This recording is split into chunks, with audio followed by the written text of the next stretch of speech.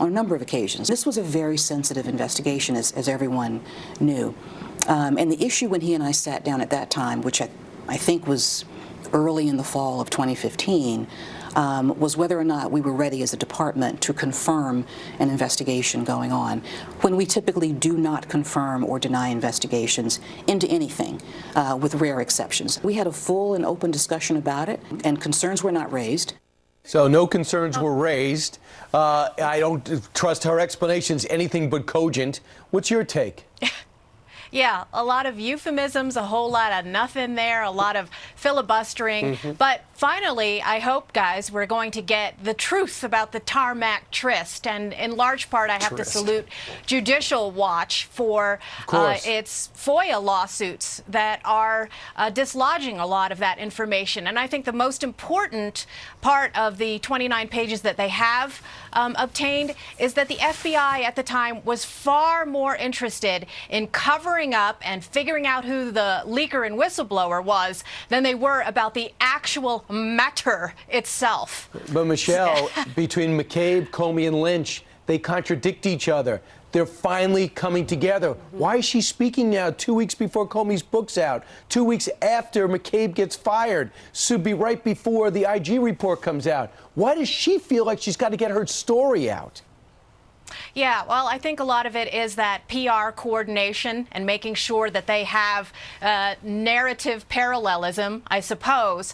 But I think a lot of it is because the heat is on them, because of independent watchdogs and real media that are digging into this. And the fact is that they tried to cover it up. Initially, when the FOIA request was put for any of the information regarding the meeting, they denied that they had any documents at all. And as usual with the FBI foot draggers, who are far more adept at covering things up than actually doing their jobs, they have tried to suppress the truth, but they're not going to succeed. Who do you believe? Who do you trust?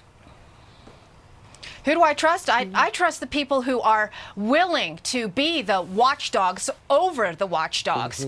And I think that, you know, in the end, look, it was Comey himself who said, well, that meeting was the capper, right? He called it the capper on the decision. Ultimately, of course, they let Hillary Clinton off. And that, of course, is what rubs the American people the wrong way, that there was still no accountability. Well, let's hope the Inspector General is able to get to the bottom of that. His report should come out within about a couple of weeks, maybe this next month. Meanwhile, I know you're familiar with Diamond and Silk. They're on, they're social media stars.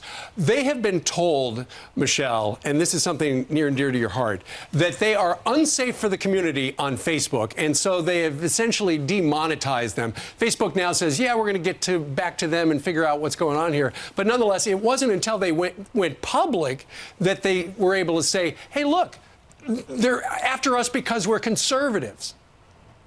Yes, that's right. And Diamond and Silk are just the latest in a long line of successful and articulate and popular conservatives who've been stifled on social media. I was one of the first to have to encounter this when one of my videos criticizing Islamic radicals was yanked off of YouTube.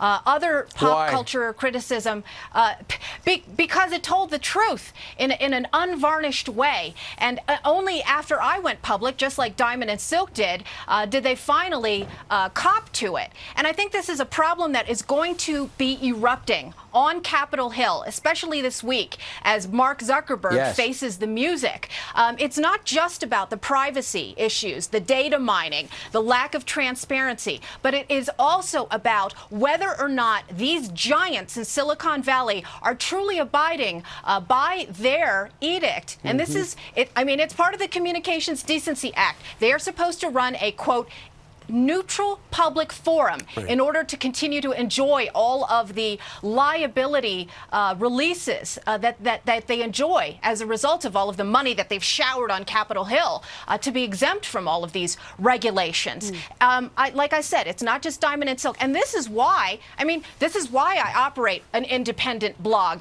independent of all of those controlled forums. This is why I'm with CRTV, which created an independent broadcast channel real. And I think that the more that we expose the political bias of these giants, the better, because they pretend, and it's the pretense of neutrality that is the ultimate problem here.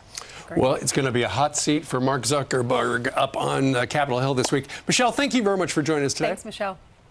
You bet. Take care. All right, Jillian has some headlines for us. Hey, Jillian. That's right. Good Monday morning. Let's start with this story that we've been following this morning and go ahead and get you caught up. Feeling the heat from President Trump, the DOJ now appointing U.S. Attorney John Lausch to help speed up the response to Republican demands for documents.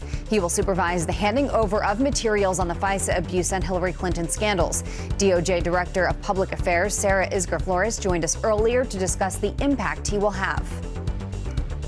It's really important that we have to get these redactions right, and unfortunately that just takes time. It's absolutely important that Congress and the president believe that we have someone who is an experienced litigator who's done document productions and can walk them through this.